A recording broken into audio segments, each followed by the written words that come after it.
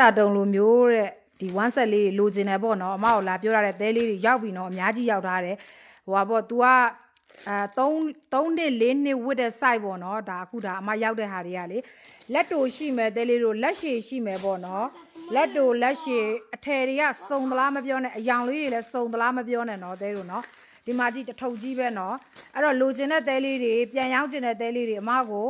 ပြောခဲ့လို့ရပါတယ်ရှင်ဒီမှာနော်ချစ်တာတုံဝတ်ထားတယ်လို့မျိုးဒါလက်တိုလက်ရှည်သူက2မျိုးရှိတယ်နော်အမစီမှာ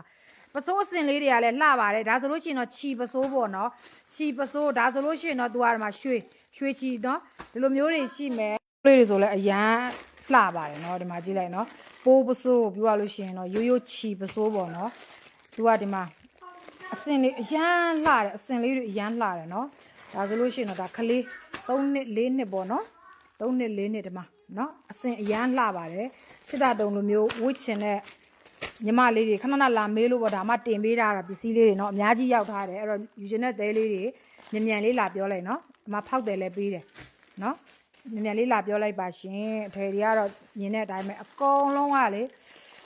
လှလိုက်တာအရန်ကိုလှစစ်တာတုံဒီလားအရန်ကိုလှဒီမှာเนาะအရန်လှအစင်တွေအရန်မိုက်အစင်လေးတွေလှပါတယ်ရှင်ပိုးပစိုးခြီပစိုးเนาะစစ်တာတုံအကြီးလုံးဝရှယ်လန်းနေပါတယ်ဘုသူသားလေးလဲမမ